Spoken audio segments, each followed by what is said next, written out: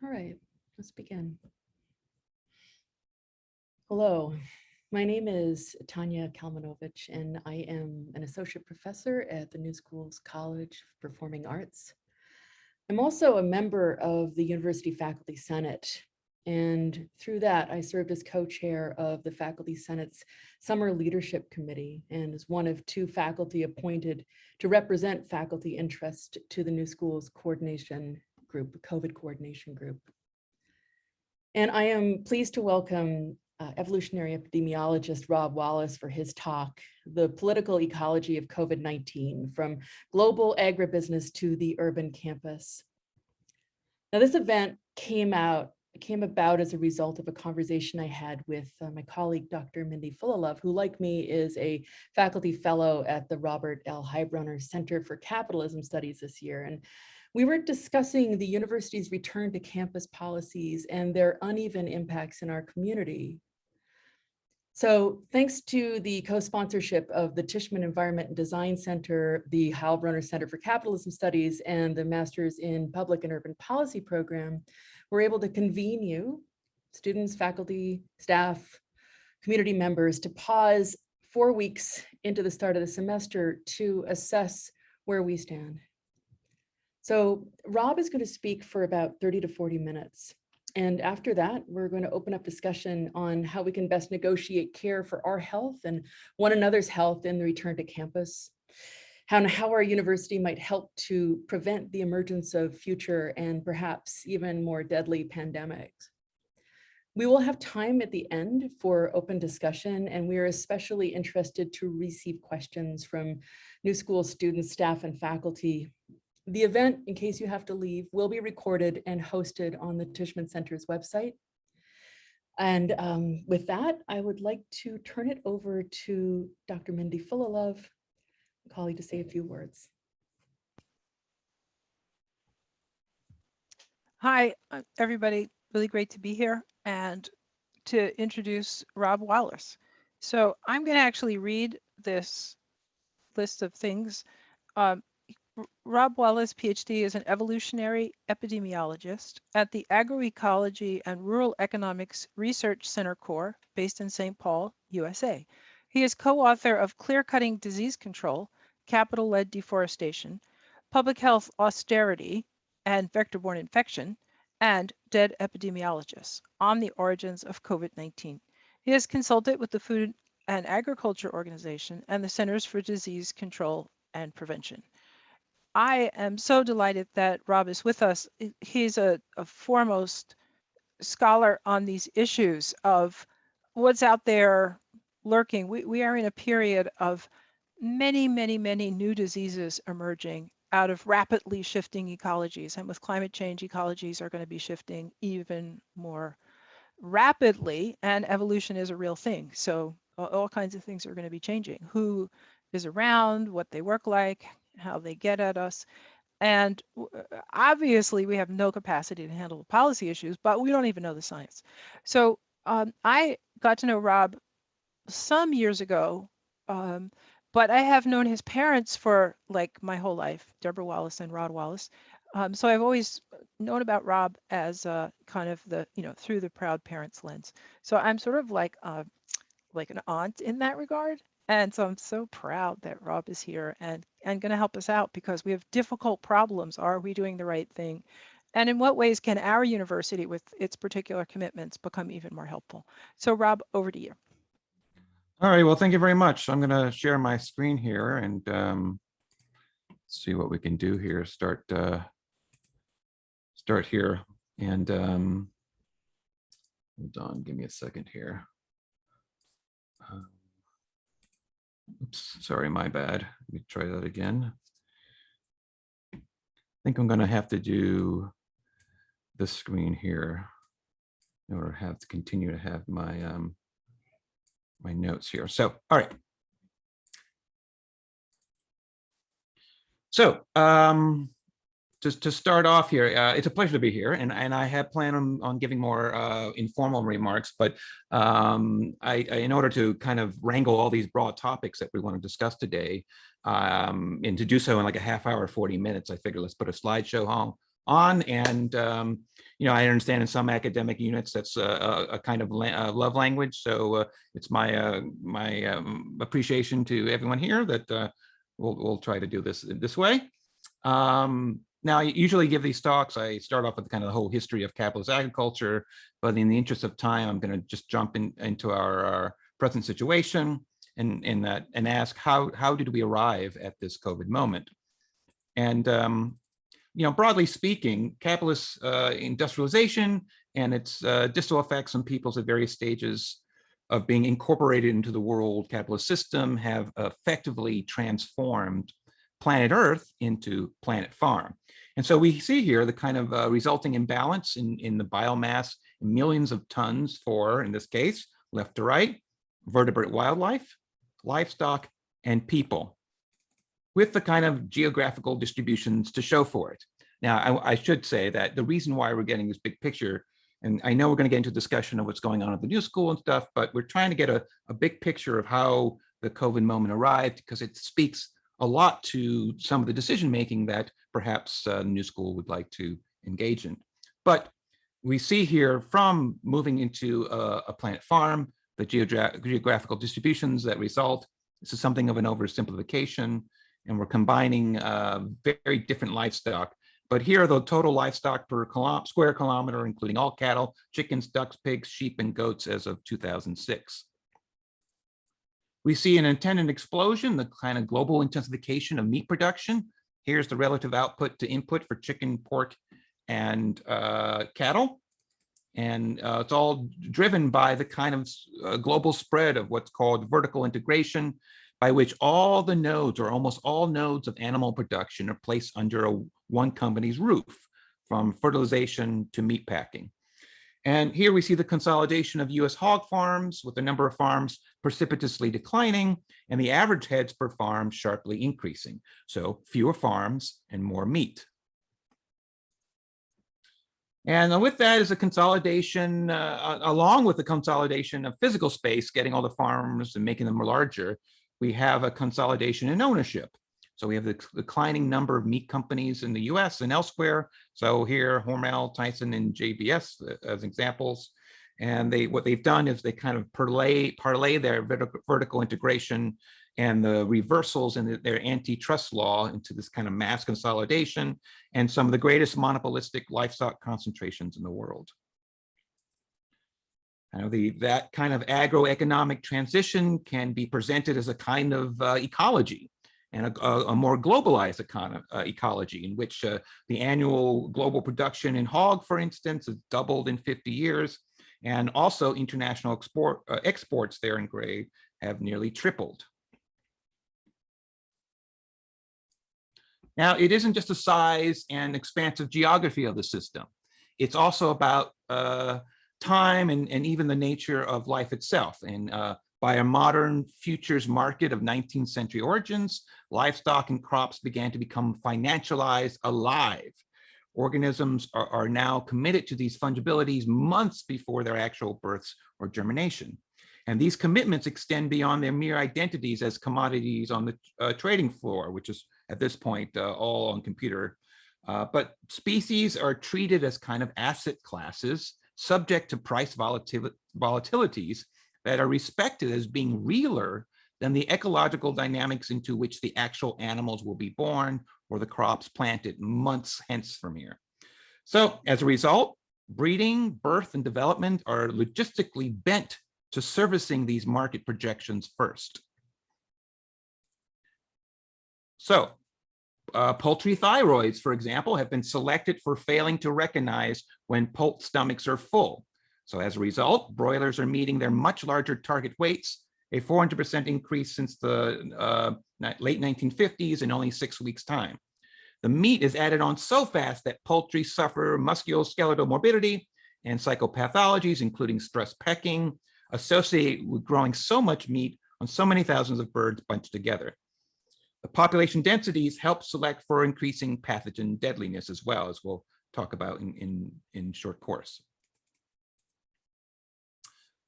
But to the present point about putting finances before the very animalness of the creatures involved, efforts to prevent such outbreaks are now organized around circumventing birth itself. So what are called specific pathogen-free offspring aren't born, they're built. Sows that are on the cusp of farrowing are euthanized in mass before or after delivery by terminal hysterectomy. Their uteri are removed and placed in humidicribs or doused in antiseptic before the piglets are removed from their uterus casing. Piglets are then isolated and some medically induced into early weaning. So what we have here are these, again, these living fungibilities here. And we're talking about the extreme lengths taken to avoid changing the very business model that selects for many of these pathogens to begin with. So, far from me to intimate this might ring a bell,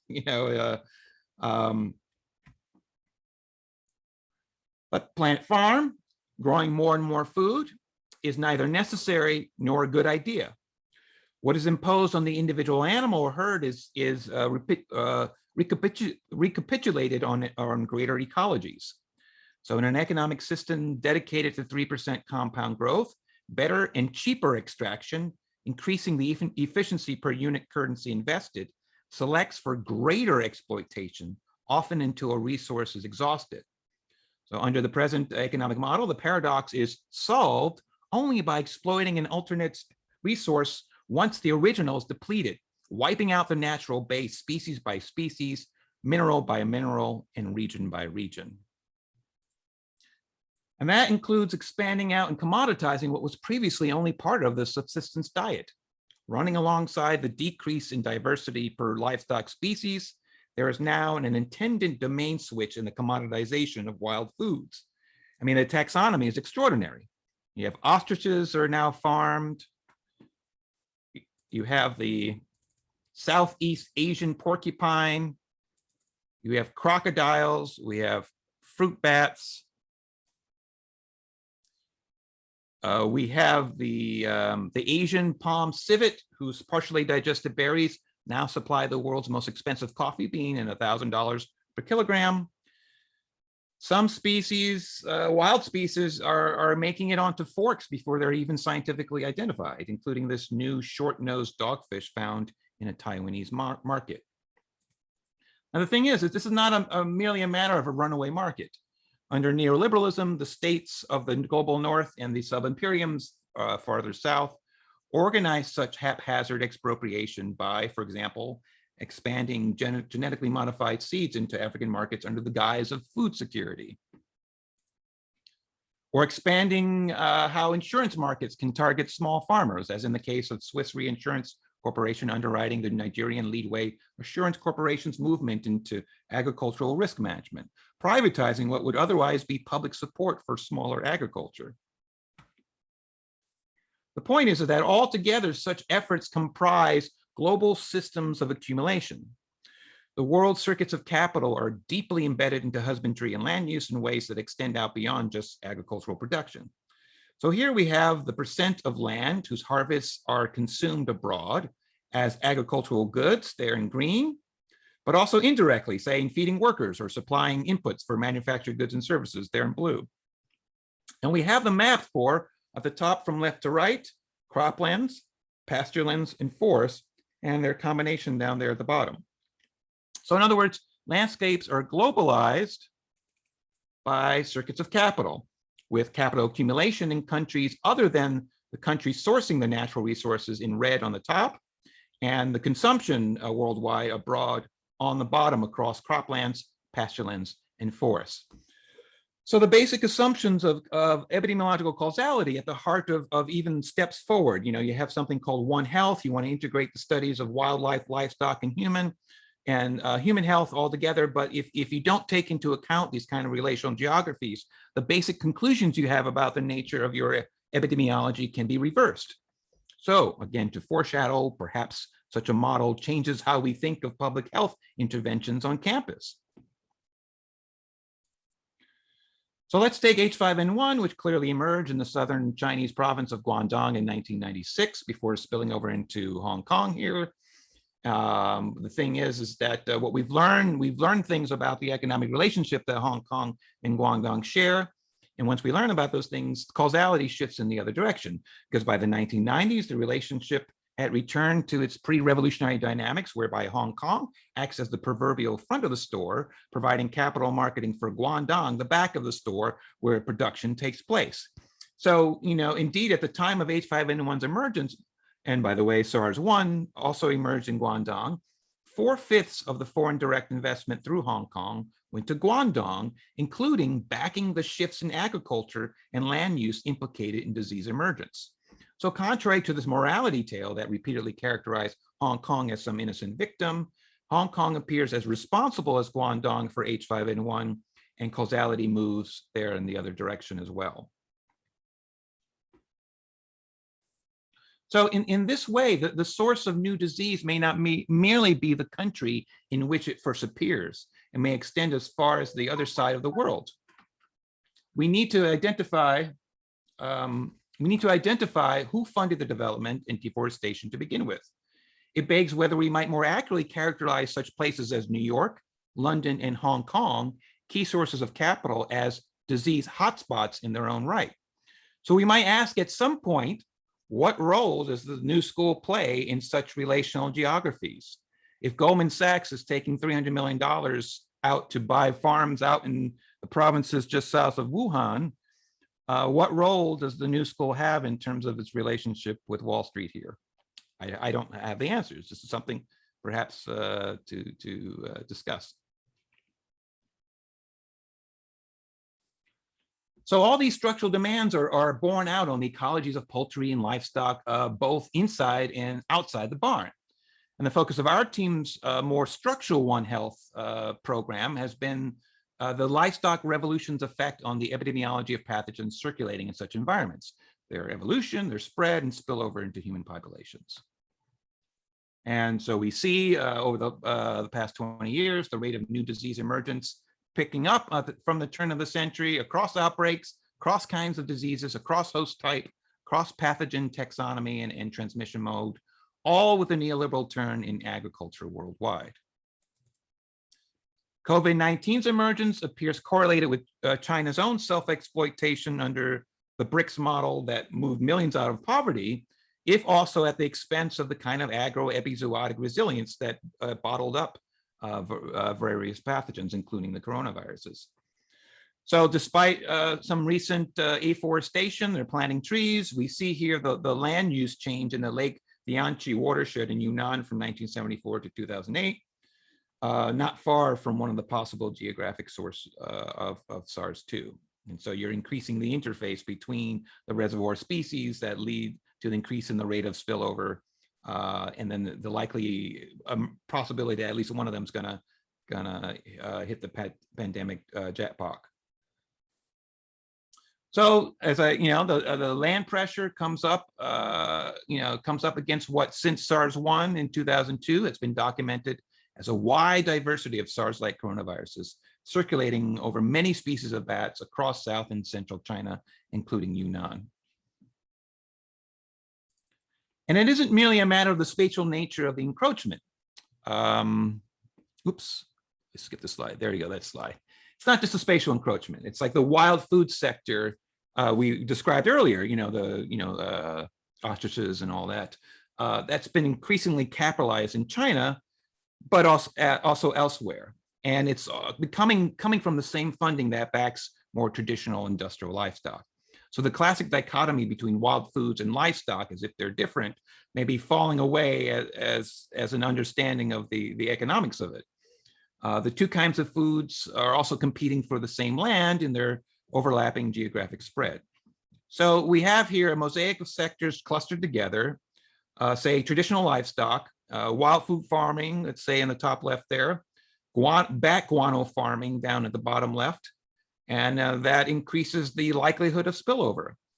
Sarah Olson's group here showed on the right increasing coronavirus prevalence the further along a South Vietnamese food chain. So from wild food farms on the forest edge to town market there in the lower middle to the restaurant table.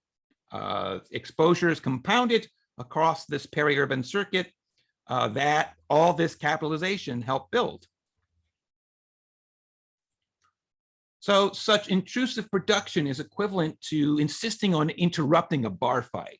it's something you don't never really do, right? But the coronaviruses and bats are in this long evolutionary arms race, producing these SARS-like strains, a variety of infectivities to both bats and humans. So some, as shown in the bottom right here, are supporting human infection.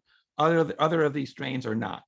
And round, the viral roulette wheel we're playing continues to spin.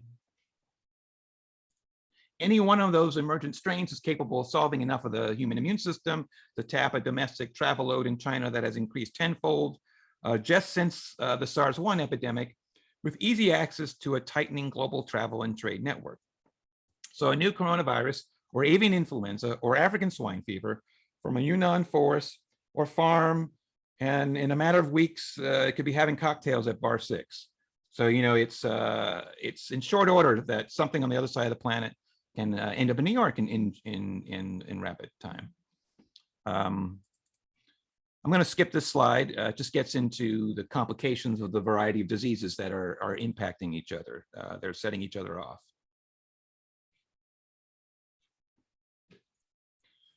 So despite the white heat of the debate of COVID's origins, we are still in early days yet. I know it's a really strenuous debate going on now. It took us 15 years to figure out pretty much the story of the origins of SARS-1. It's been 19 months, like chill out, dude. Okay, it's like a lot going on. But of course, these stories have more to do with kind of political maneuverings and desire to point fingers at what has been an utter failure of public health here in the United States. But the specifics relating industrial structure to disease spread and evolution has been better documented in other pathogens. And so starting in 26, we had multiple outbreaks of deadly H5 bird flu, which started decimating poultry across Europe, Asia, and the Middle East. And the epidemic, moving across Eurasia in wave after wave, followed an eruption of H5N2 here, if you remember, here in the Midwest in 2015. So there was like 50 million birds that were killed. So clearly the dynamics we're describing aren't just a China thing, right? I won't go into all the details here, but safe to say that all these dynamics are being tracked by a variety of disciplines. So here, disease ecologist Marius Gilbert's group shows H5N1 represented a shift in the influenza's environmental niche from hitting areas of extensive chicken production, characteristic of mostly smallholder production, to areas of intense chicken production, urbanized human populations, and managed horticulture. And this means that the new strain appear increasingly adapted to industrial poultry production near urban centers. H5N1's rise isn't just a matter of a shift in the way the virus is spreading. The new virus strains are also evolving new attributes fit for infecting these industrial poultry. So here we see the evolution of what's called hemagglutinin. That's the H in the H5. That's the key that allows it to get into the cell. And H5N1 there on the right there, and that red there switched from binding specifically to receptors in waterfowl intestines to expanding to receptors found in poultry throats. And what that means is that the virus is able to infect a broader range of host species, now including the poultry that global agribusiness raises in the billions. It wasn't really doing that before.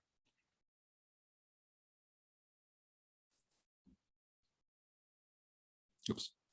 So the virulence that we were talking about before, the increased deadliness of these pathogens, in this case of avian influenza, is very much connected to these modes of production.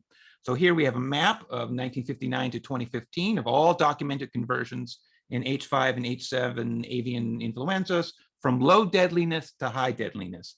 And all of these, save a couple, occurred on large-scale operations of more than 10,000 poultry. The more food for flu available, the deadlier the strains that win out.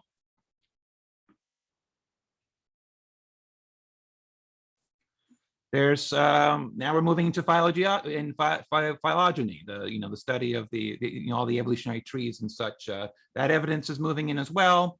I know there's a lot of focus on the avian influenza here, but to underline the point that there's been a lot of work showing, at least in that part, and not so much in COVID yet, how these pathogens are fundamentally related toward their broader economic context. And so here we have H5N1 undergoing a population increase and a burst in diversity only when the virus entered populations of domestic poultry in China. And it's a result that's reproduced at the genomic level on the right there. We have a series of what are called reassortment events in which the different flus trade their genomic segments. And that also led to increasing virulence only when H5N1 entered the domestic populations of chicken. There are these seroepidemiological studies showing that workers in China were showing they were infected by multiple influenza types across the poultry supply chain. And much of the diversity of influenzas found in these wild waterfowl, you know, these flus, the fuel for these new strains is now also found at these industrial sites. So one research group tracked the various H1 and H3 subtypes moving through industrial Hong Kong swine, including classical swine influenza, Eurasian swine flu, H1N1 2009, if you remember that one, seasonal H1N1, H3N2. In other words, all these strains are already circulating on industrial farms. In other words, agribusiness is its own viral source at this point. You don't have to blame wild animals. The same can be said for avian influenza as well. All the reds are the different combinations of hemagglutinin and neuraminidase that have been found in industrial poultry. So again, industrial farming is its own source for this. And it's a richness that's now spilling over into humans. So it used to be, you know, we used to be hit by the H1s, 2s, and 3s, you know, part of our seasonal influenzas, but now we're up to the 5s, 6s, 7s, and 9s. And that doesn't bode well for pandemic planning, as we have little to no standing herd immunity to these new reassortants. As we've all discovered the past year and a half, herd immunity is not something that's easy to get to anyway. It may be 10, 20 years, it may be 5, 10 years. If we're all infected by COVID-19 along the way, which looks increasingly to be the case, or to ramp up on a vaccine takes considerable time. Not all the vaccines provide sterilizing immunity, as we've all learning too. At best, with this one, we have at least disease immunity, which is a good thing. But for the most part, you know, it's not a good thing to have these things rioting out about there, experimenting, figuring out new ways to really, do damage to us. And we have an economic system and a mode of agricultural production that's actually doing exactly that. So, so this increasing diversification, arises in part from the expanding geographic extent of the kind of livestock commodity chains that we began our discussion here today. And in every one of the swine flu H1N1's genetic segments from 2009 proved most closely related to those of influenza circulating among swine. And all those swine are on different continents. So that's a geographic extent and commodity chain that no smallholder operation can offer. It's not the small farmer's fault at all. So you have the phylogeographer Martha Nelson's team. She did a better way of inferring that dynamic. And that team went through all the spatial jumps country to country as counted through all the swine influenza evolutionary trees, all genomic segments, all lineages from one location to the other. And we see here that unlike for poultry, for hog, China in the bottom half there of the countries of origins is not an important source of swine influenzas on the global stage, as most of its hog at the time were purchased domestically. The US, on the other hand, the leading global exporter of hog, is also the leading global exporter of swine flu. And by the same technique, a follow-up study tracked the migration events for swine flu H1N1. And back in 2009, I got into some trouble by calling swine flu H1N1 the NAFTA flu after the North American Free Trade Agreement. That's the '94 agreement that stripped up the barriers between Canada, the US, and Mexico. And all the barriers were taken down, and various the large companies like Smithfield shipped their hogs or set up intensive piggeries down there. And, I wasn't just trying to be provocative, right? There happens to be, that has had a fundamental change in the way that Mexico as a country raised their hog. It became much more an American model. Even the smallholders had to consolidate with their neighbors in order to produce middle-sized agribusiness to compete with their new competitors. And so we see here in this figure that the US and Canada seeded multiple flu segments in Mexican states with the greatest hog concentrations. So that's in the genetics. It's not just Rob mouthing off here. There's work showing that in the very genetics of the virus, that indeed NAFTA flu is an appropriate name for it. But, the drumbeat of how the agricultural system produces the worst pathogens goes on. Consolidation, globalization in the poultry sector. We have here nearly 3/4 of the world's poultry breeding is in the hands of a few multinationals. For instance, there are 10 companies producing layer lines in 1989, chickens that lay eggs. That was consolidated to 2 by 2006. The Germany-based Eric Voss-Johann Group and Hendrix Genetics. And the consolidation doesn't just reduce the poultry genetic variation that would serve as a barrier against the spread of multiple pathogens. I mean, what we have here is we have an industrial cascade by which from primary breeders to multiplier breeders. So the primary breeders, all this breeding is done offshore. It's not done on the farms. And what it does is that it removes natural selection as a kind of self-correcting and free ecological service. So if there's an outbreak on a farm, like then the farmer culls all the animals out, it doesn't do anything in terms of, lending on and kind of immune resistance to the next generation of poultry that happen to survive, right? That has been removed entirely because no breeding is done on the farm. All of it's offshore at this. So in other words, the failure to accumulate natural resistance to circulating pathogens is built into the industrial model before a single outbreak occurs. So, a variety of mechanisms by which influenzas prosper from the very model of production. And yet these are left largely in place by agribusiness. Why? How? For decades, agribusiness has understood the damage incurred by such production and offloaded growing out production to contractors who take on all the risk but have no control over production practices. Now, does this start to ring a bell, right? So, it's like, and so the companies are using the contract farmers and their accumulated debt as trap crops by which to sop up the cost of such dysfunctional production. And that setup worked beautifully during the H5N2 outbreak in the US a few years ago. Contract farmers absorbed the losses of birds killed by the virus. The federal taxpayer paid for the birds that were culled after the outbreaks. The epidemiological circuit breaker that the companies built worked to perfection. And that at the same time allows influenzas and other pathogens to continue to circulate and spread because the companies offloaded the economic consequences onto everyone else. Now, I don't mean to be too pat or too flippant here. I'm trying to be somewhat provocative in the sense of getting us to have a conversation here.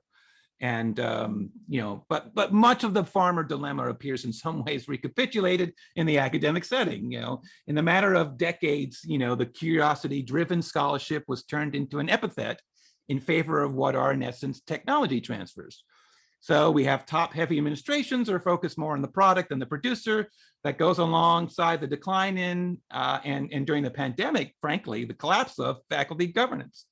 So one thinks on the University of Iowa, where faculty aren't allowed to ask their students to wear masks in their own offices during office hours. And, and again, it's an oversimplification, but the pandemic appears to underscore that teaching and learning and scholarship are to be pursued only to the extent it reifies a kind of underlying economic model, including, it seems, in the most garish biopolitical terms. For instance, building in a threshold of faculty and staff deaths to the pathogen's advantage, and that dark possibility evoked another. So our group is presently investigating the possibility that agribusiness is taking out corporate-owned life insurance on contract farmers who are presently suffering some of the worst bouts of suicide since the 1980s. So you have debt, you have plunging prices, you have increasing weather volatility, and kind of this broader, social abandonment or driving the rural opioid epidemics. So there's a real, but not, at this point, substantiated possibility that money can be made taking such insurance policies out on farmers without their knowledge, and bundling these policies for betting on the derivatives market. I mean, it's just like it's quite stunning. And in other words, nothing may be sacred, not even as the industry depends on the image of the family farmer. So the horror came to mind upon reading on Francis Marc Anon, whose recorded lectures in Canadian art history were used by Concordia University in Montreal even after his own death. So you have to ask yourself, if faculty are as good to the university dead as alive, then it really speaks to what is the structural moment by which we've arrived at that terrible conjuncture. So I know I'm running out of time, so I will try to just swiftly go through here to on the order of that. I was going to get into the how in the ag and education, those two things are very much combined, particularly out here in the land grant universities. But we can see a decline in the decline in state financing for these universities. We have an increase in the investment in agricultural R&D. There's a growing gap in federal and industry funding for agricultural research at the land grant universities that can be also discovered in the lab budgets. Food and Water Watch did a Freedom of Information request, and we have 9 of the faculty are listed here. Not one had less than 75% of the money from private grants, primarily corporate. National Pork Board, Monsanto's, Pfizer, Bayer, Pioneer, Hybrid, Dow. And, it's not just, what kind of research comes out of that, but what research is not subsequently done by virtue of doing that. Moving on, this has an impact that extends far beyond merely buying out research programs and naming buildings. So here, the University of Minnesota, we have the Cargill building, but I think it's Wisconsin, the Monsanto Multimedia Studios, and then Monsanto Student Services at Iowa State. So it's not just a matter of the changing of priorities and naming buildings. We have a kind of infiltration into the institutional cognition of the university. And so you have geographer Albina Gibaldolina. She examined nearly 7 million ownership ties of close to 3 million firms around the world that add up to $114 trillion in owned equity. And we can see here, it's divided by country, China, United Kingdom, and United States, and by economic sectors. And you can see basically, who owns what in each of these industries. And, the finance sector has much larger holdings in all the sectors in the United States compared to other countries, including in agriculture and education. And the joke has long been that Yale is a mutual fund with a university attached to it. But clearly, there's also a matter of things going on in the other direction. And I'm not up to speed on the literature around the administrative and pedagogical impact of finances growing hold on the university, but even the metrics for what counts as success, things like degree production rates, performance-based funding, indicate that the days of the apprentice system with which universities have gulled grad students and adjuncts for decades are now over. In this case, I would argue that Hume's guillotine, while I have mixed feelings about it, may serve as a useful intervention. What you want, which is a shared community of scholarship, is not necessarily what is. It's a corporate educational model. And I think we confuse that because we want it to be the case. And that's not to say there isn't wonderful work produced. There's a variety of faculty who I work with. They're wonderful scholars. They're wonderful human beings. But this is a structural analysis. And what we have here is that it apparently is moving in a direction of having an impact on the how perhaps on the university occupational epidemiology during this pandemic. So we have an occupational health scientist by the name of Marissa Baker, and she shows that relationships across computer use at work, interaction with the public at work, and the median annual wage by occupational sector.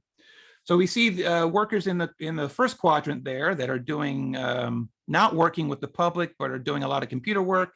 They tend to be on the side of, they're able to stay home, do work. These are like management, business, scientists, and they get paid comparatively well considering the size of the dots there.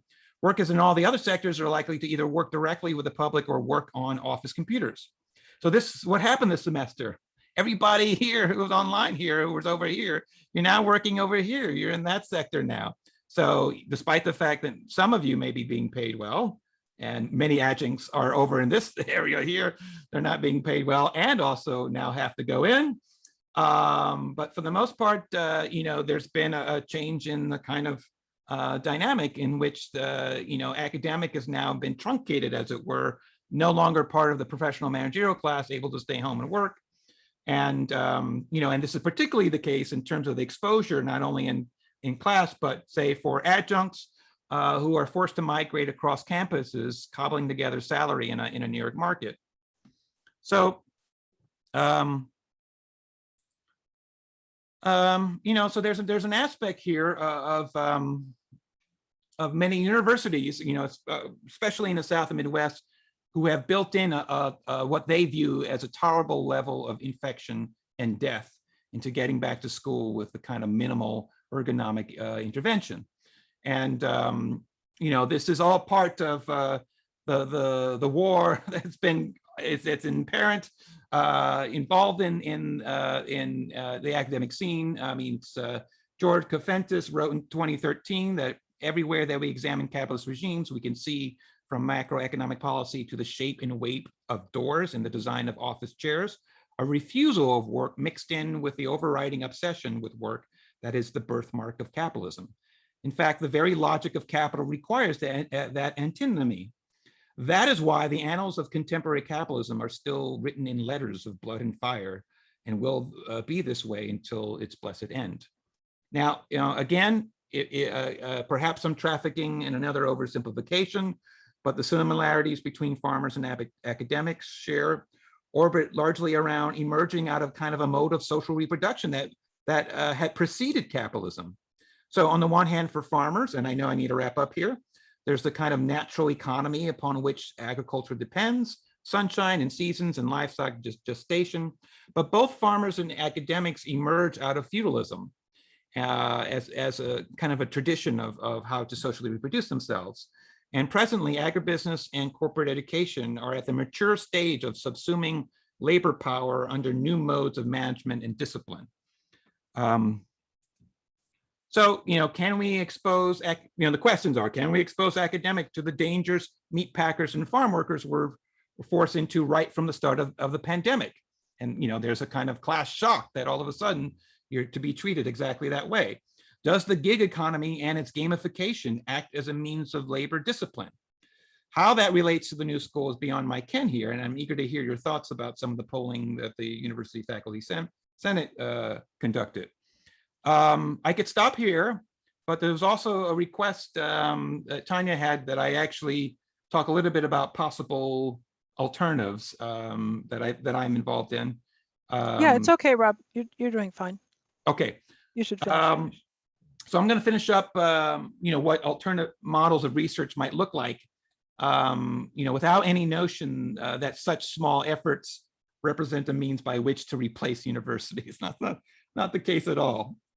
They do not, and they should not. I mean, the people of New York State put billions of dollars in personnel hours into constructing its universities, public and private alike. So they are very much worth the fight. But if only as a means to spark our imaginarium today, I'm going to speak on two projects I'm a part of, both of which could grow, but given the precarity of it all, could very well collapse. So, this is where we are, and this is the astonishing thing that, universities are so scared that they who are, with billions of dollars in, built, I mean, literally built onto a campus are in fear of actually losing, folding up is extraordinary. So that fear, that notion, and that uncertainty is very much part of how administrations across campuses are trying to handle the fallout of this, not so much as an epidemiological intervention, but as a moment in pandemic fear. So, in this case, part of what's called the Midwest Healthy Ag Project, and it's a collaboration of farmers and scientists to test the effects of all the types of agriculture out there and how they impact on climate mitigation and population health and health equity. And it's a multi-level study and includes interviews of farmers and community focus groups across the Midwest, across these 6 states here, along with more kind of county level statistical analyses. The key here is that the study questions and approaches were worked on together by farmers and researchers alike right from the start. Okay, this is not researchers coming in from an R1 land grant, parachuting in and taking farmers out and for data. It's just like, this is not that at all. And the project moves at the speed of trust, and you have to build relationships over the course of several years to work in the direction toward learning something, but very much at the level and scope of what farmers themselves are interested in learning.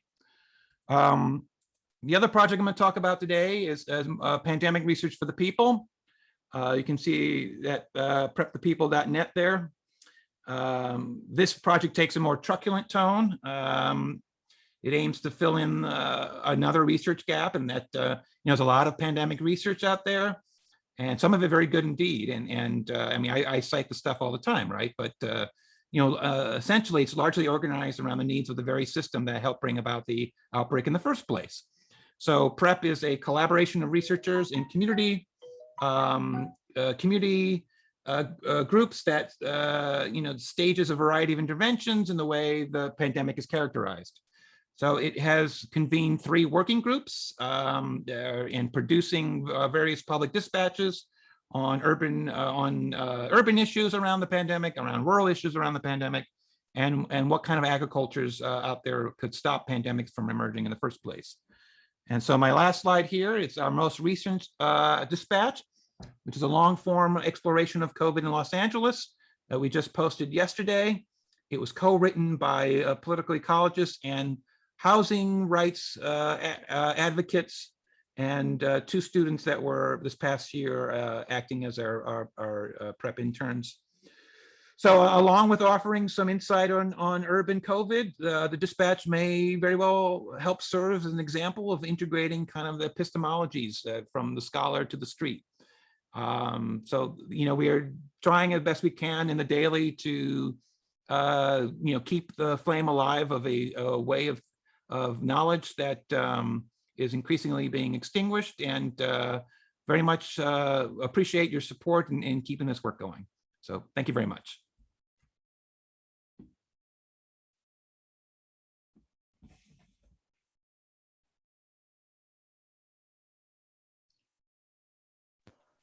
Rob, that was really great. I saw something come up in the chat which said, any hope? Thank you, Margot Smith. Thank you. I thought that was right on time. But thank you for ending on that note of, what, things we can do, because there are always things we can do, and we can't give in to despair. As you know, when the University of Orange hosted a reading group of dead epidemiologists, we made a mug that featured a quote by your dad, which is that despair is not real. It might have been despair is false. But anyway, great mug, and we appreciated the sentiment. So despair is false. So can we have questions, conversation, thoughts? Tanya, do you have any things you want to throw out to us before we open it up for general conversation? Yeah, sure. First of all, thank you so much, Rob, for distilling a lot of really complex information into a very digestible and understandable form. And I'm thinking continually about your effort to relate large global structures of capitalism to the level of our lives. And I really appreciated your tying in the way the same structures are reflected in institutions like ours. I'm curious to know from anyone in our audience today, what are the concerns? What are the pressure points or the pain points or the analyses that you're required to make as a member of our community, and where do you need support?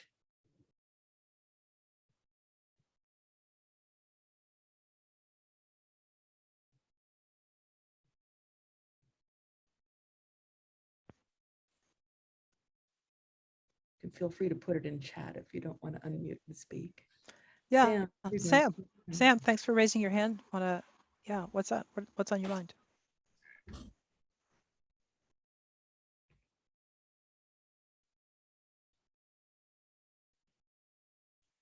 Sam, do you want to unmute and comment?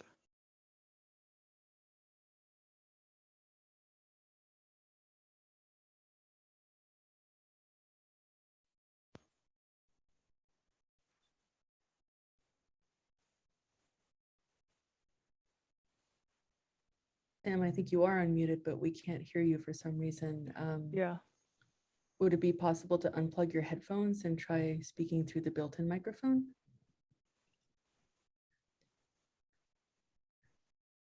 If not, we'd be very happy to take your question through text in the chat.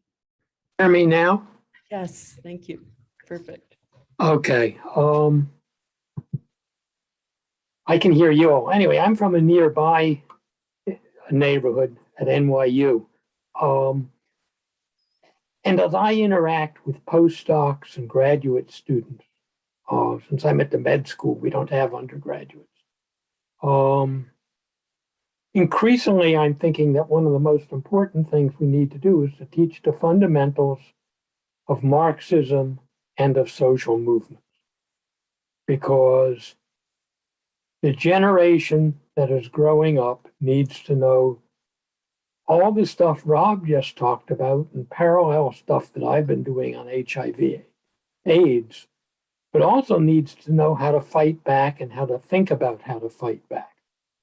So as I'm talking to people at NYU, I'm saying, we need to get serious about talking about concepts like Marxism and its relationship to intersectional thought and to various modes of struggle, and getting beyond some of the fights with postmodernism and those kinds of old theories, and get into the fact that we're in a life or death struggle. We need to start using these kinds of concepts.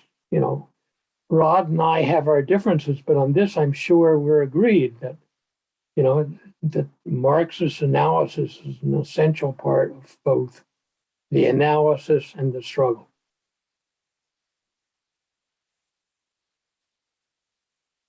What do you say, Rob? You agree with Sam?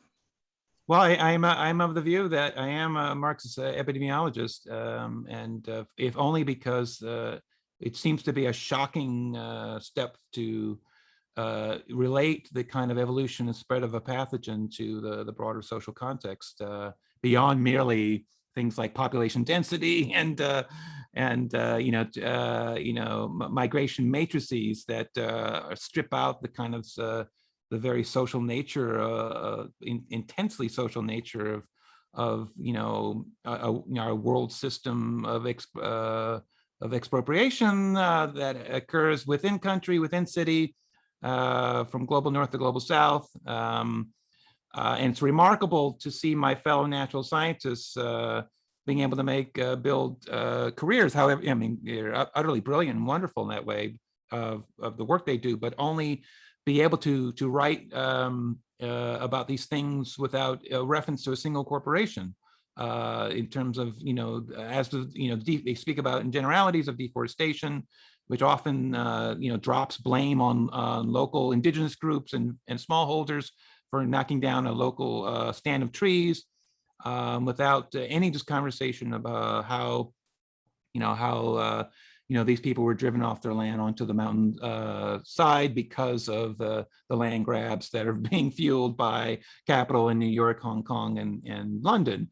So in part because, as we described in the talk, the money bags that are paying for the work are in essence paying for a kind of greenwashing that allows the worst of the expropriation to continue.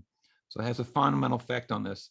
And so, I would say the new school needs to ask itself, to what extent is the school involved in this? And as it not only in the world stage, as Tanya and Mindy started us off, but also, within house, to what extent is the school in a structural vice in which it must internalize the damage of keeping the university running at a certain clip, much as meat packers must be kept at a certain speed, speed of work in order for Tyson to be able to produce export for China, right? So this is a very hard way for many academics to think through, in part because there is a wonderfully romantic view of the work we do. All of us here love the few hours a week we have to go off and just think on our own. It really is a joy and wonder, but also to the extent to which we conflate that with the actual work and difficulties in doing work in a particular workplace.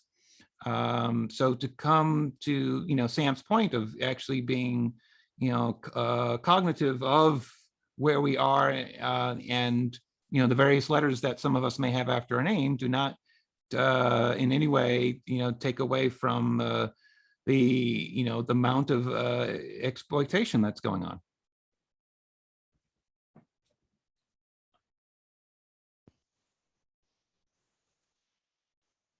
Thanks, Sam, for your question. And thanks, Rob, for your answer. And that's a really good question for those of us at the New School and for those of us anywhere. What kind of vice are we in these kinds of situations? And how does that push the risk that we're under? For example, the New School in its reopening really didn't have any, as far as I can tell, social distancing rules as part of the reopening. So people are crowding into elevators, people are packed into classrooms. Why is that? Why does that, in what world does that make sense when we know that even vaccinated people can get infected and infect others? So, the thinking, this is pushed by issues of money, and issues of money are related to capital, and they're not pushed by concern for human health. So how do we interrogate that in our work? Anybody want to talk about that or any other issue? I have a follow-up question to that. Sure, What should take it I, away. as a faculty member, what questions should I rightly be asking of my institution? Are you asking me of that? Yes. Or anybody? Okay. Well, there's a lot of things that come to mind. I mean, the hard part of that is the momentum of a semester that started and seems something of a runaway train.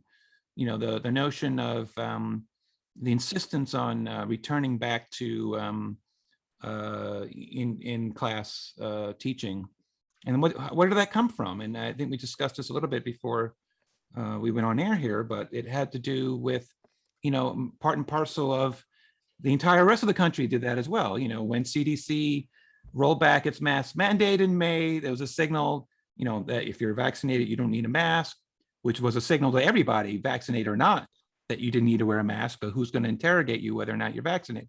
Show up into a restaurant, you don't have a mask, the waitress is not in a position to say, show me your vaccination card, right? It's nothing like that. So it was basically a signal to everyone that we were coming out of it. And no one who was keeping track of this, looking at the Delta variant as it emerged out of India, looking at understanding that the vaccine provided disease immunity, but not sterilizing immunity, no one had any notion that that was appropriate. All the other nations have taken care of this largely for the most part, even before the vaccination, did multiple interventions. So you think of New Zealand, you think of Vietnam, you think of China, very different countries politically, but somehow weird thing, like they organize their governance around the welfare of their people. I mean, that is weird. I don't know about that. I'm being, of course, sarcastic, but the desire of of course, Trump administration was a criminal. They put 500,000 Americans in the ground as a massacre. The Biden administration, there's a change in persona about it, but we get again back to the notions of these kind of structural impulses. The desire to skip ahead and get out of this, in part because the economy. When I say economy, certain sources of capital need to roll over. So send the human capital class, as they call them, back to work. And so it's a long way of saying that the university it was part and parcel of planning this in May, and getting caught in kind of a momentum of planning to say that we're going to get everybody back to school in September. It does require a lot of planning, but the problem is that the realities of things changed. And if your university doesn't have the institutional cognition that's nimble enough to pivot in a direction to say, hey, maybe we shouldn't do this, in part because everybody else is already doing it, and in part because there's a momentum to it, then you have, in essence, a university that, like administrators all the way through various governmental jurisdictions, are in essence routinely making the wrong decision time and again.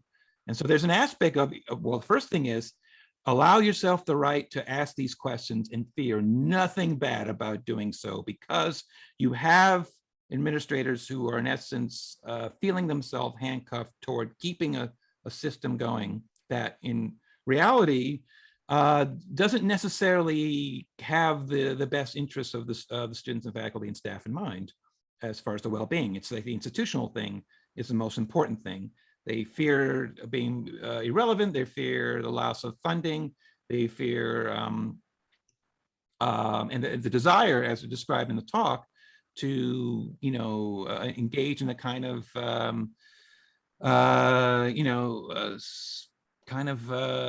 self-delusion to keep this going. I don't think anyone's actually interested in killing anybody. I don't think that's the objective here. But as far as the administration goes, but there is a certain negligence built into keeping the institution going and fuddling through the possibilities. There's an aspect of pandemic theater underway. The testing, is it happening every 14 days? There's apparently, as I understand it, reports of it not actually happening that way. Are people wearing their mask, or the social distancing? Delta actually puts a kibosh on the 6 feet as being enough. It's much more infectious. It should be much larger than that, rather than the other way around of packing everybody in.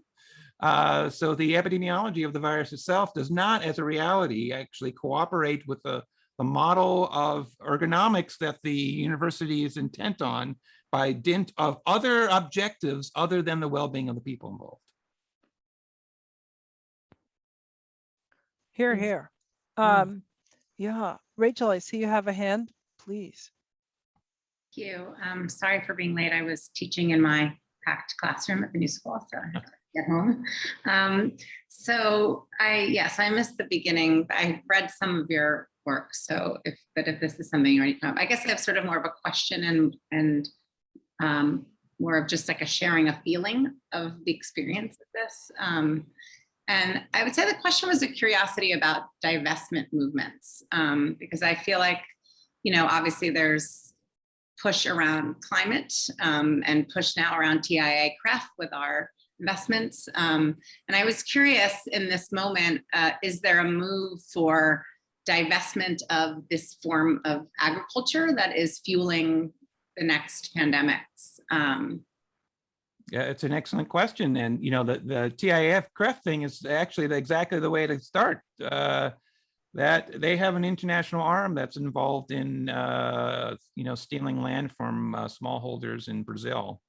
And in essence, and I've written up some of that. So that is a critical part of that.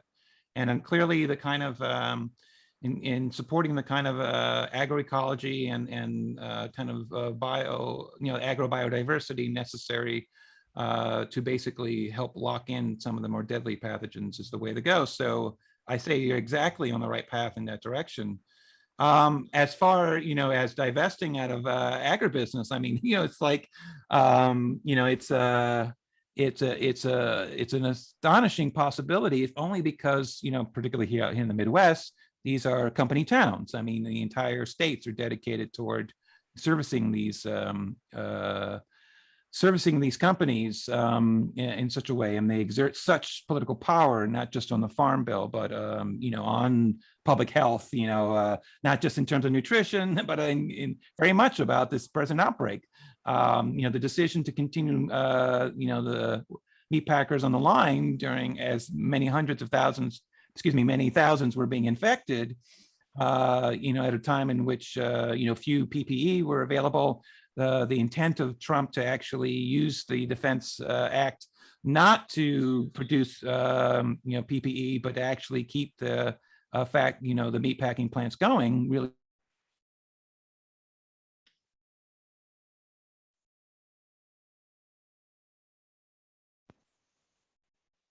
Hey, Rob, you froze. I don't know if anyone can do anything about that. Or did I freeze? No. Tanya, I saw you move. So this is Rob. Yeah, no, I'll move my head. Oh, thank you, Rachel. From a Thank you. tree. Yeah, it's one of those moments you need everybody to move their head. Yeah, I guess he has Have you frozen. seen times when everybody is still and you just don't know what happened? Well, apparently people do that, but Hey, Rob. as a joke, Hey, Joel. I'll share my other half, I guess, while we wait for Rob, because I guess it's also for new school people. I mean, I think I don't know if he can hear us maybe, but not. Should we try? Not connect. So maybe he's going off and back now. I think he just left and Oh, he'll be back then. back. I can wait. Yeah. Great. Yeah. Do you want to, yeah, please say what, or It's more just the feeling of, I mean, the process, I guess, that, we all went through the teaching on campus of that feeling of, distrust and anxiousness and like, why are they sending us all into this when, we don't know really what, they're not sharing the data about the air or what's in my classroom, or it's not even the right technology to be flexible.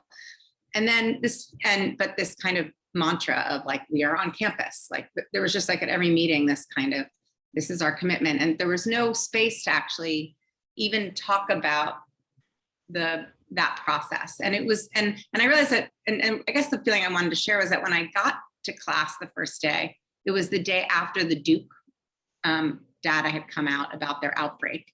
And actually that made me feel better and interesting enough about the institution, because what was clear was that in a highly vaccinated masked space, it wasn't being transmitted in the classroom. So in my mind, for a moment, I thought, oh, my university, so maybe they are doing something right. So I went back into the classroom, and sure enough, the second week, 2 students had tested positive that were in the class. We found out after. It didn't seem to transmit. We kind of adjusted, and then we were back this week. But I think the feeling I had was almost this incredible infantilization of us, in which it felt like a kid where a parent is like, trust me, this is fine. I'm not going to actually engage you about this. Just jump. And I felt sort of bothered, like almost uncomfortable with the feeling that actually I was really happy after I taught initially. And I was like, okay, this is a space, like I needed the push to just get back into the space, because, I need something to get back towards something. So I think there was this very uncomfortable feeling of infantilization, but then also feeling glad I was forced to do a little more in the world that I might not have when the day before my first class, I just wished I had been on Zoom. So I don't know if that makes sense of so that relationship became even more clear of this sort of infantilization, even if they may retroactively be semi-right about we can be full capacity if we're masked and vaccinated, but maybe not. And that we may find out in 2 weeks that actually they are spreading in those situations. And then, so anyway, that's, I guess, a ramble of being all over the place like everyone now, I guess. But I really appreciate your formulation of that, because I think we're all pulled in those 2 directions, right? We would like to get back to normal. And we have all been in some way or other that we don't necessarily even understand, deeply influenced by this year and a half in isolation. And getting back and being with people is delightful and important. But what does it mean? And to come back at scale with more than 14,000 people moving in and out of the space and no social distancing? Why are we not using these small things that could actually lower risk and make us all feel more comfortable? Those are profound questions. And I love the way you said the infantilization of people, because the sort of, oh, it's great, we're back, we're so excited, we did it. Like, yeah, that was just really bad. Tanya, I know you had your hand up, and I want to welcome Rob back. Hey, Rob, we're really glad you're back. You know, you were kind of in the middle of answering Rachel's question. Anything you want to add?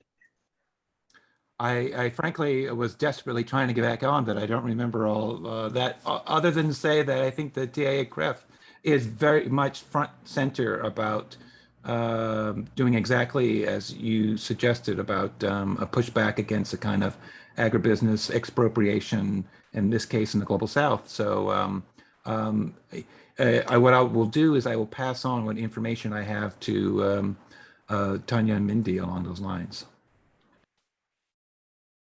Thanks, Rob. That's great. Tanya, yeah, I saw you had your hand raised. Did you want to? I did, but actually I noticed that Danny Ritchie has their hand raised, and I'd like to make space for these. Great. Danny, thoughts? Hi, oh my God, I have so many thoughts. I can't stand it. So, hi. So I'm up at Brown. I'm visiting. I'm an interloper here, and I'm in the lower right-hand corner quadrant of your little graph of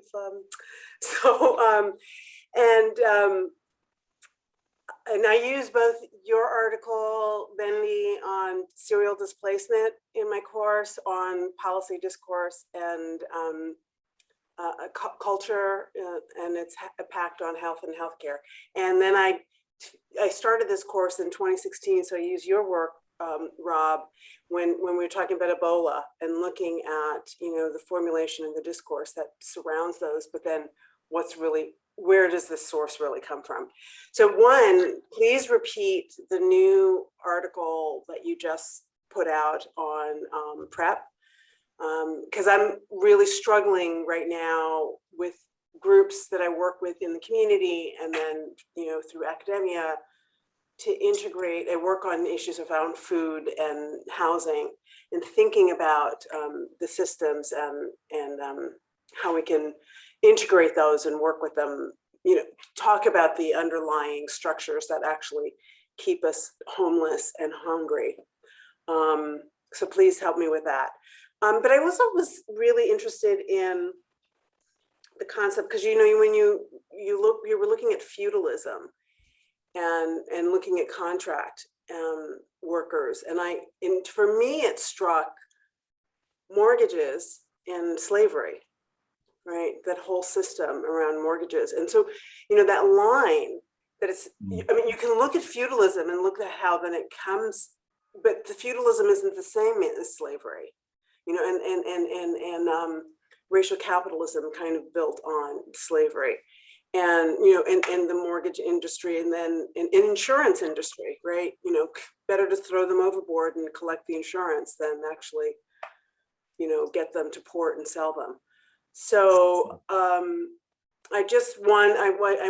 would like you to kind of think about how you would talk about it in terms of American, because you talked about NAFTA, right?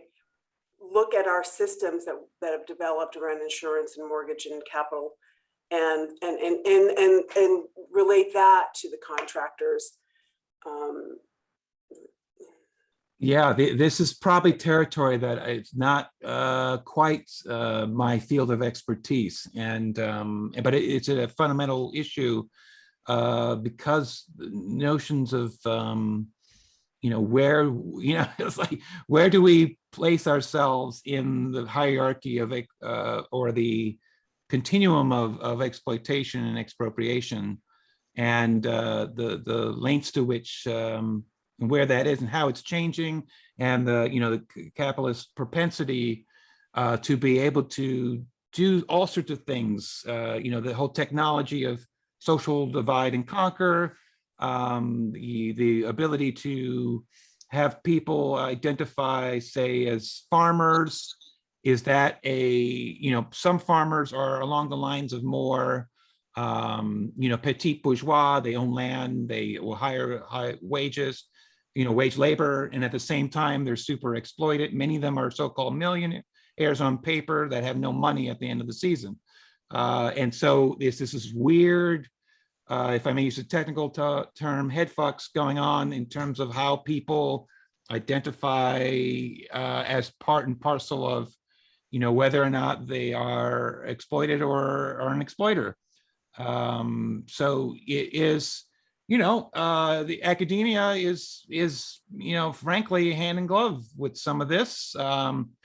You have, say, and I'm not engaging in my version of divide and conquer here. I'm trying to, we have to explain what the landscape is so we can make our way through it and not allow, say, whatever administration who might want to exploit these divides. But, many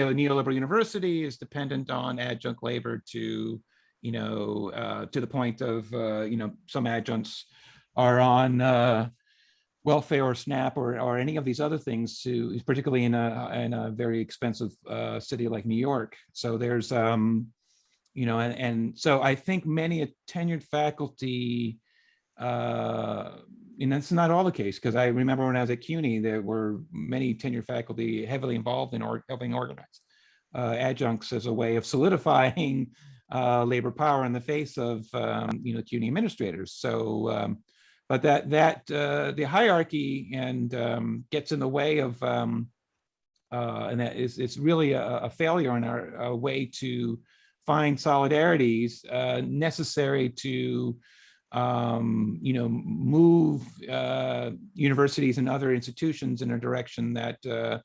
allows for greater equity that is at the heart of protecting people from the worst of damage.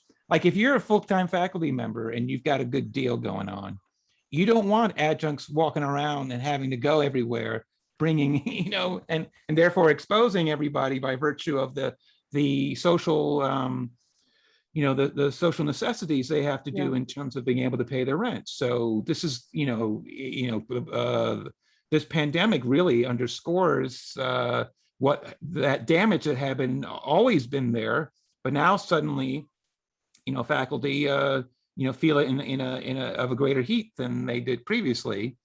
So, and it's hard because, particularly for an urban campus, it's not like your rural campus where the university plays a very concrete, important role in a county. The New School is one of many, many, many schools in a city of 8 million people, and the capacity to exert power in a way to reorganize things on campus is, also having to deal with the greater context in which, the campus is, and the administrators are also beholden toward, the other, fire industries, the finance, real estate, insurance company, industries that are actually running the city. So, clearly, I think, so I would say, in my mind, it's not always easy to parse out those identities about, who am I in this scheme of things? And it really speaks to the success of the propaganda to get us to identify with those who are taking advantage of us.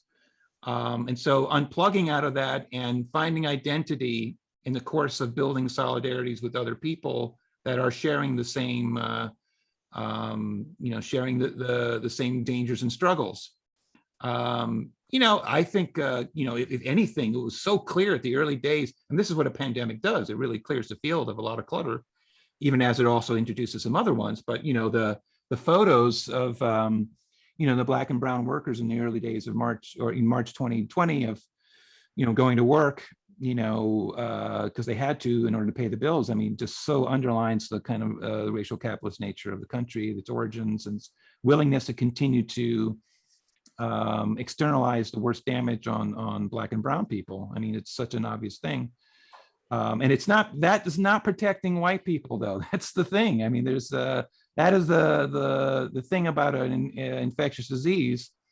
Although you know, the poor and black and brown are going to be hit the worst of this, you know, the sociopathy involved in many white people pretending that they're immune to it, as if they are, you know, can go unvaccinated, can continue on as if nothing's happening. I mean, all of us have you know, dealt with the Schadenfreude of various people in hospitals finally admitting that indeed this was a real thing, and it's a profoundly I mean, you know, there is a particular white aspect of it, of engaging in that kind of that, you know, notion, and it's not, and it predates the outbreak. If you remember the you know, there's this famous graph of on the x-axis are all the diseases of despair, an index of diseases of despair, and the y-axis are the changes in votes from Obama 2012 to Trump 2016.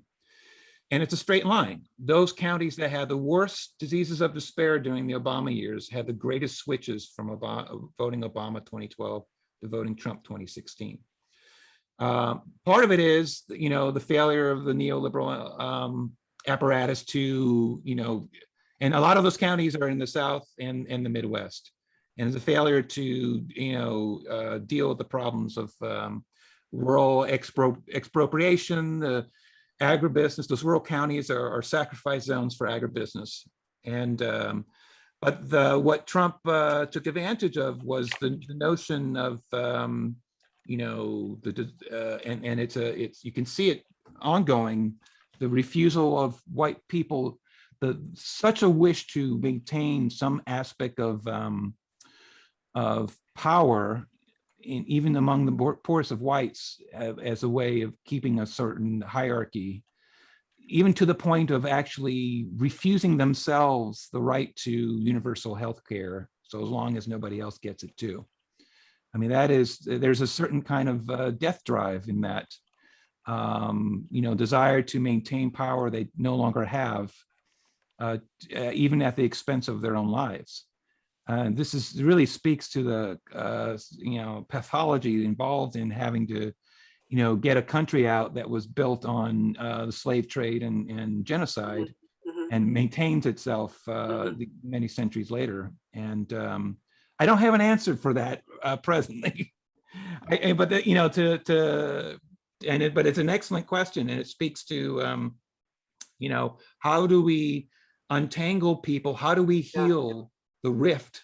And I've often speak to, and then I'll shut up. You know, there's the what's called the metabolic rift, the rift between ecology and economy, that, you know, that capitalism embodies, that drives the continuing damage, not only to our waterways and to our soils, but to pushing the emergence of these pathogens. But that metabolic rift also has a political aspect of it, and it's got to be a way by which the urban and rural find their you know, find their solidarity again, by which you know, the common cause that is the smashes many urban neighborhood also smashes a many rural county, black, white, brown, all around. And you can see the kind of you know, the divide and conquer going on, that's leading everybody astray, and it's really difficult. It's ridiculous. I have no plans on talking to any fascist or anyone, you know, but there is also very much a thing of on the left of a long history of saying that if you don't speak to a worker, a fascist will. So there has to be some element of learning to speak to people that we don't necessarily agree with, you know, and we do have our limits. You know, you don't have to talk to everybody, but the finding common cause across the landscape in such a way that we can heal these rifts. I'm not certainly not the only one of it. The fellow who ran in Kentucky, who lost his Democratic Senate race, I think last name Booker, but it's not Cory Booker. I forgot his first name. But he has an organization, and, you know, he's a liberal, so, but he has an organization called From Hood to Holler. And it's really about doing exactly this along these lines of finding the means by which to heal that rift. And oh, it's real hard. It's ridiculous. I mean, it's really the poison at the heart of the country, and to try to I mean, this is why, in part, I don't slam people who don't vaccinate. I don't like it. I think they're wrong, but there has to be a public health organized around that has basically abandoned us the last few decades. You know that. Well, you know that they didn't abandon us, they just were not funded. So, Yeah. but please tell us again the article that you just put out on PrEP, the paper. Okay, I think I posted it. 'Cause I got it, but I didn't see what it was. What's the Okay. new thing? Okay, this piece is about COVID in Los Angeles. Okay, so I did see that. Okay. Yes, that's the new one. I think, Tanya, you wanted to make a comment on the infantilization of the faculty related to what Rachel was saying, Rob, while you were away. Right. Conversation continued. So yeah, did you want to jump in, Tanya? And then Rob, Luis Fernando Chavez had a question for you, which we'll read after Tanya. How about that? You know, I sat in my capacity as a faculty representative as a witness to the planning effort over the summer for return to campus, and repeatedly engaged in efforts to enjoin the communications team in an effort to take seriously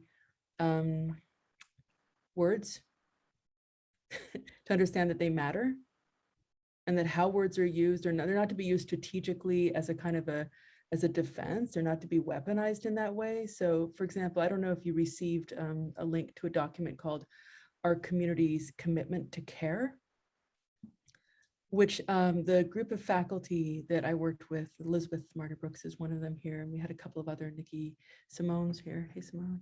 Joel was here. We commented extensively on that, and particularly problematizing the fact that you could not have a collective commitment of care that was written by administrators, right? I mean, this was the full statement of this. The resistance to our advocacy for our colleagues, the defensiveness that I encountered in practically every meeting when I tried to advocate for faculty. One of our faculty members, our other faculty representative, is no longer with us because their contract was not renewed. So she was in a very difficult position of having to advocate for faculty while simultaneously knowing that they would be erased from the register. So we were living this out in real life. I'm very happy to share with you the report that we wrote on our work this summer. But I would just offer that this requires the sustained involvement of colleagues, particularly those who have more institutional security. And it requires that what we demand, for example, of our faculty senate, of which I sit here as a senator, that we demand of them that they represent the fullest range of the interests of faculty, and that we use the levers that we have. They're imperfect. You know, I think, for example, organizing full-time faculty would be a very effective move to make. But the other question is that we become kind of victim to you know, a pervasive sense of exhaustion and of moral exhaustion, and leads to a kind of an extinguishing of our moral imagination. And that is what I do not wish to see happen, and what I will resist actively. And I'm happy to ask for any of my colleagues' partnership in that, staff members' partnerships, and students' partnership in doing this. That's all. Thanks, Tanya. Really appreciate your leadership, and really appreciate your leadership in pulling us together tonight. This has been a fantastic experience for me. I want to get to Luis Fernando Chavez's comments, which is in the chat, if everybody can see it. It starts, Comrade Wallace, what do you think about the push for lab-based meat and all the associated brainwashing, like some people seem to believe is the next solution to some of the issues you have to discuss today? Over to you, Rob. Yeah, lab meat, you know, the desire to, if we reduce the number of livestock, I mean, to the point of getting rid of them all and just eat lab meat, that then we should be in the clear by virtue of no longer having, you know, monoculture livestock act as a kind of petri dish, as it were, for outbreaks. The problem is that it's well, there's a number of problems with it. You know, logistically, there's the issue of that almost many of the inputs that go into lab meat are actually, moved over from industrial livestock production. Even fetal cells are used to grow this, so it's not a vegetarian thing whatsoever. And also all the it's entirely funded by a kind of Silicon Valley kind of financing. So there's no change in the kind of relations of production that would lead to saving the forest or anything like that. In the end, too, there's an ecological problem in that you need livestock, certainly not at the level of the kind of industrial production, but you need livestock to basically eat out in the pasture to, crush the prairie ground and add, defecation in order to make the soil rich. So there's a deep agroecology involved, not only here in the Midwest US, but around the world. So, and then finally, of course, there's an issue of completely violating people's rights around the world to grow foods as they see fit. And it's really an aspect of a kind of cultural imperialism by which the global North is going to impose its will on the global South for the problems that it caused. But there are, all sorts of indigenous groups around the world to engage in kind of livestock production that is integrated into the landscape that allows for all the beautiful ecologies that we depend on as a species to survive. So, it's a kind of, and there are members of the left who support this way of doing it, a kind of eco-modernism. My colleague and I, Max Eil, have written up about them called Red Vegans. And and by the way, if anyone's a vegan here, that's wonderful. I have no problem with that. A choice of how you want to feed yourself. It's completely fine and reasonable and understandable position. But I'm just talking about, scaling it up and using it as a means of, destroying other cultures. And, in the end, ironically enough, it's the kind of agrobiodiversities that I talked about that are going to bottle up the worst of the outbreaks. So livestock do serve very much a role in the kind of agroecologies we need.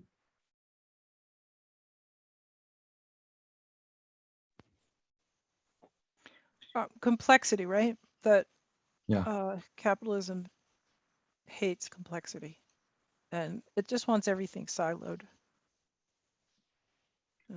Very problematic. So yeah, I was wondering if some of the Sam Friedman has a bunch more questions which we could tackle, but I was wondering if some of the people, Sam Friedman is like just one of the most fertile intellects in New York City. So of course Sam has more questions. Always very worth answering. But I was wondering if some of the quiet people have something that they'd like to throw into the conversation. I noticed that Deb Wallace is here, and possibly Rod Wallace is here. Any questions coming over from the Bronx or anybody else? If you have a chance while we're waiting to see if any of them wants to jump in, you could see what Sam is interested in. It's quite a number of useful comments in the chat. What do you say, Rob, Rod, and Deb? Any thoughts?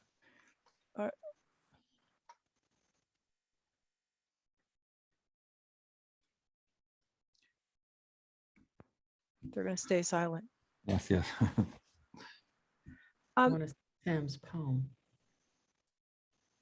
You want to hear somebody said Sam's poem. Sam, you want to read your poem? Sam said, "This really makes me think of a poem I wrote a few months ago, which kind of leaves us hanging."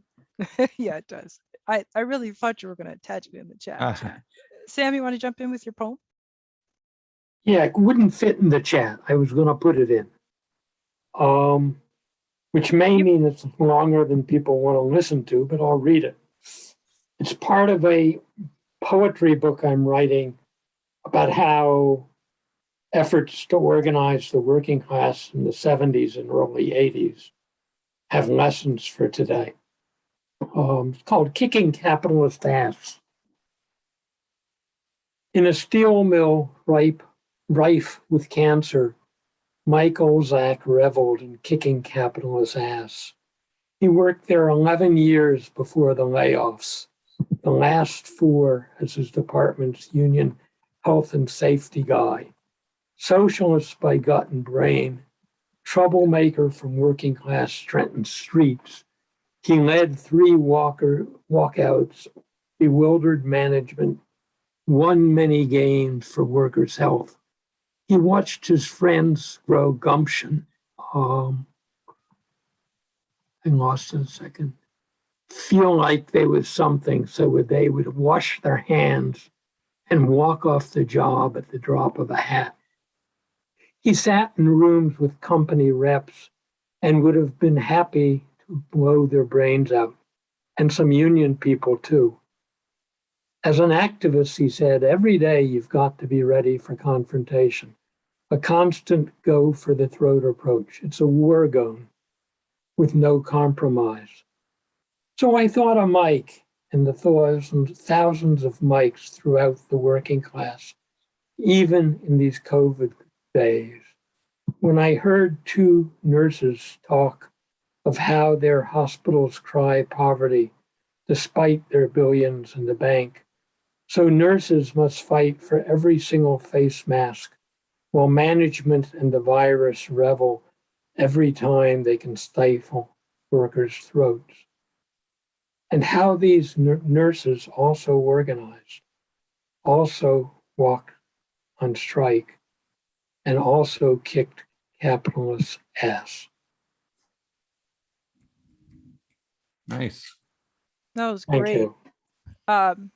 I see Rod Wallace on the screen. You got something to say, Rod? Maybe you have a poem to read. Another great poet. I think most of what I would have to say would pretty much be an echo, since Deborah and I work with Rob. We talk back and forth. So I'll let him speak all the words. I just say the idea of artificial meat. Every drug has a side effect. Every product has a waste product. Artificial meat is not going to do much to undo our progression toward Black Plague 2.0. So I'd say go veggie, guys, go veggie. But, Thanks, Rod. in most of the world, meat is a condiment on top of vegetables. I mean, it's time to go back. Yeah. Thanks, Rod. Really appreciate it. Everyone, this has been a fantastic gathering. Obviously, Rob, your dad has said you speak the words tonight. So do you want to have some last words before we sign off? Yeah, I think I want to, bear on the side of good news. I mean, it's hard to believe considering all that I went through and all that we've discussed, and given all the terrible things that are going on, right? But I think increasingly in the face of all this, peoples around the world are understand it's been a clarifying moment for understanding that the system that brought us to this precipice is not going to be what's going to get us out of this. If pandemic is and something of a preface for what climate change will do, clearly doing this in this way is not the way forward. So, and I think it's deep in the tissue of the young people. I mean, they understand that, they feel that in their hearts and souls, and they understand that. I taught a class last semester called The Biology of Global Health. And, you know, we had a radical text and we had all sorts of things. These are biology majors. But I'm not sure what I was expecting, but what I found stunning is that, many of them ostensibly have middle of the road politics, but they gobbled this up very much. They knew exactly, they drew exactly the inferences that, the system has, presented itself in this way. So it is very worrisome where things are, but history is not etched in stone, and there are all sorts of possibilities in directions of getting out from the worst of this. And I have great faith in it. In the course of working and interviewing farmers, and these are people who don't necessarily have the same politics I do at all. I don't think I rant and rave like I did tonight, but with them. But it's kind of like there is considerable understanding that people of a variety of origins and backgrounds and understandings of things have to roll up their sleeves and find some way to work together to save the greater portion of humanity from the damage that those who are much, who are much more interested in a buck than their fellow human. H. Bruce Franklin, he said something that Slavoj Žižek stole from him, and it's a good line to steal. So I understand Žižek's point is along the lines that we've gotten to a point where it's easier to imagine the end of the world than the end of capitalism. And it's a really terrible thing to be in a point where, the sociopaths, and I don't mean it in the medical way, I mean, meant it as a cultural archetype, are empowered to be willing and able to destroy all the thing that is bold and beautiful. And I think, as long as we continue to chug along and work hard on the daily to build the kind of solidarity and bridges necessary to think through and begin to gain power, exercise power in such a way that allows us to move on a different path. As long as we have that faith that that daily work can actually move us forward, then I think we'll be in a good place. That was really beautiful, Rob. And I want to thank you for just showing up on such quick notice to help us think through, in our own little corner of the capitalist universe, what are our employers doing to us?